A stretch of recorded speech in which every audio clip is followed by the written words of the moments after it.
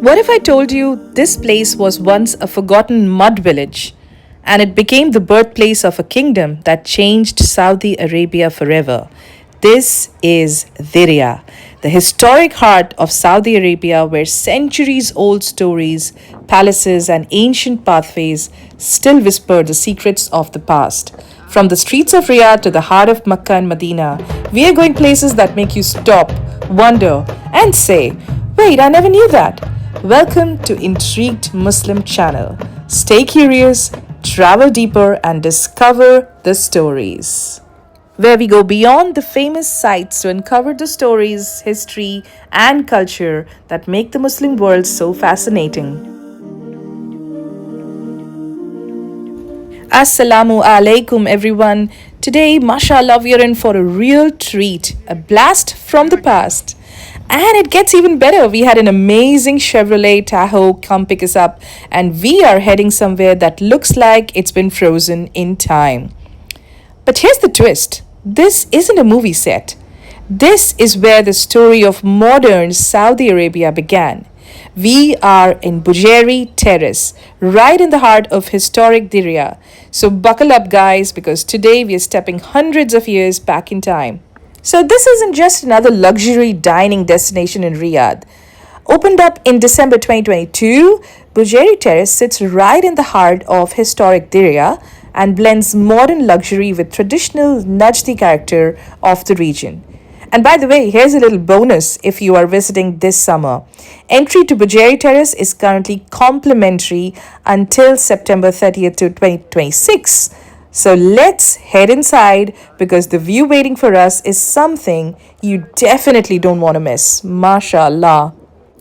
Believe it or not, the modern kingdom of Saudi Arabia traces its story back to this very place, Diriyah. Diriyah became the capital of the first Saudi state in 1727. And At-Turaif may look like a city of mud, but from these walls, a state emerged that would eventually become modern Saudi Arabia. Now imagine dining at world-famous restaurants inside buildings inspired by 300-year-old mud brick construction techniques. And before Bujairi became one of Riyadh's hottest dining destinations, it was actually the cultural and educational heart of Diriyah, and it attracted scholars and students during the first Saudi state. I think you know by now that we are not standing in any random old neighborhood. We are standing where a state was governed.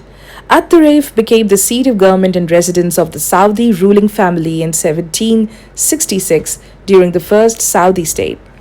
Its elevated fortified position on the western side of Wadi Hanifa makes it extremely important strategically. And At-Turaif is famous for its Najdi mud brick architecture that you see here, specifically designed for the harsh desert environment. UNESCO considers it an outstanding example of this architectural tradition.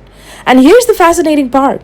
Much of the clay used for construction came directly from Wadi Hanifa while water was drawn from wells. MashaAllah, imagine being an entire royal city, building it using materials taken from the valley right beside it.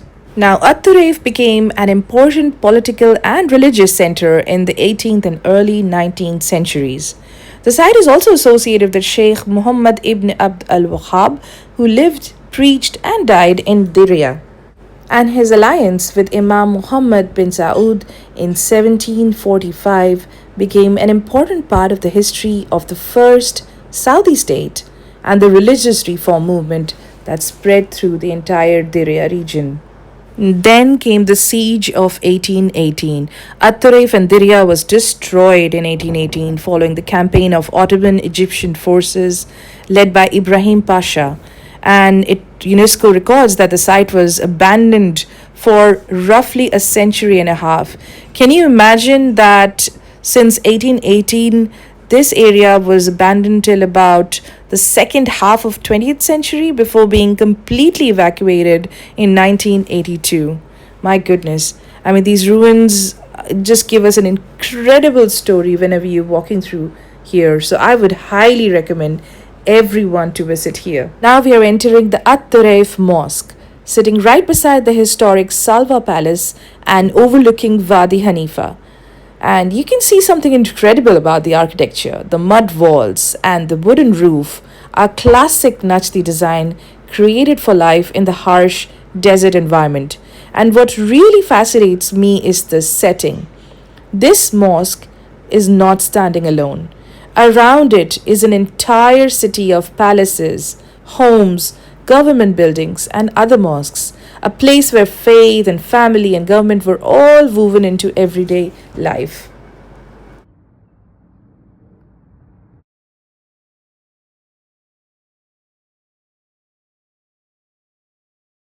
Now you can clearly see why At-Turaif and Diriyah was built right here. It is, you can see Wadi Hanifa stretching through the landscape, and this oasis provided water and fertile land and a natural setting for the settlement, helping Diriyah grow into an important center of power. Okay, this is where I would actually slow down for a minute because look at these lanes. You've got these beautiful mud houses on either side, and honestly, it feels like we have accidentally walked onto the set of a historical movie.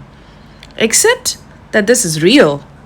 So, we have been walking for quite some time in these lanes and taking in the history. And honestly, I think we've earned ourselves a little caffeine break. So, we're going to pause the history lesson for a minute, grab a coffee, and just soak in this incredible atmosphere.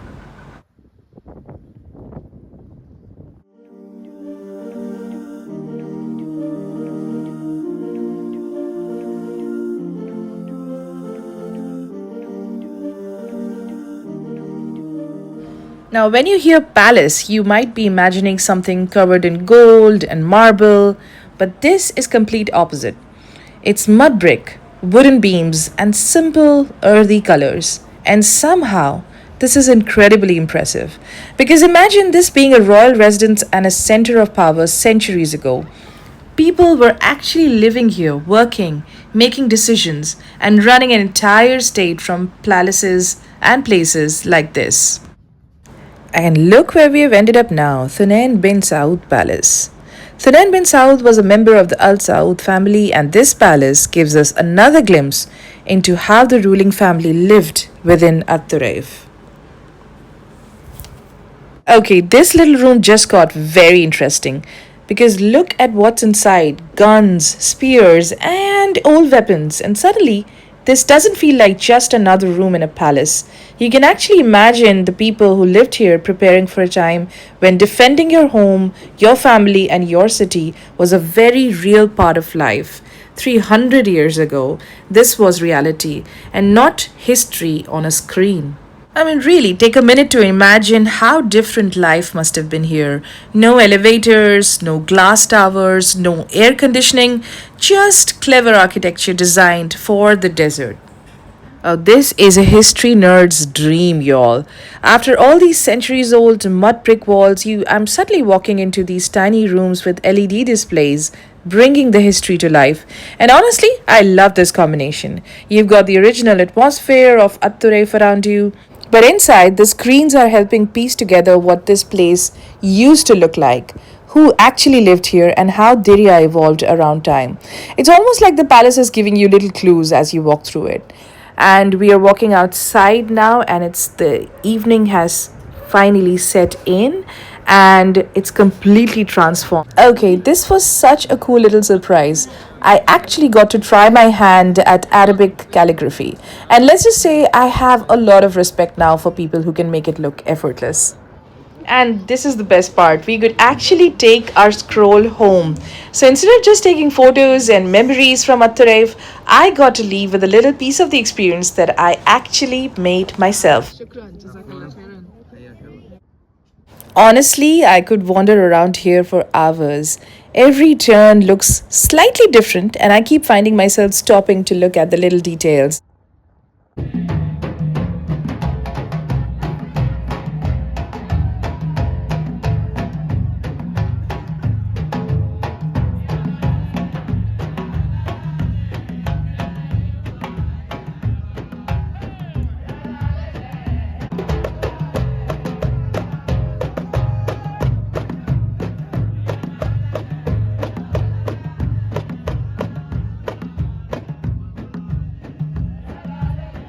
Just heard is live traditional music with Duff.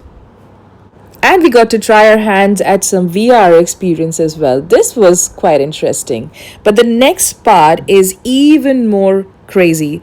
I mean, horses have been deeply woven into Arabian culture for centuries, but watching this incredible display by professionals surrounded by the old walls is something else.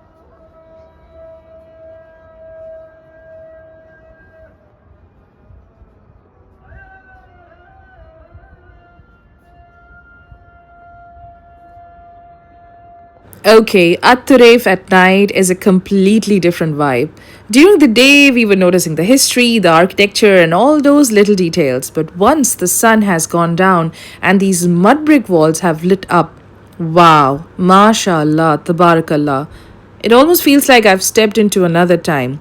The old lanes, the warm lights, the silhouettes of the palaces. Honestly, I think this might be my favorite way to see Diriyah. Now, actually, let's step inside because from the outside, these buildings look so simple.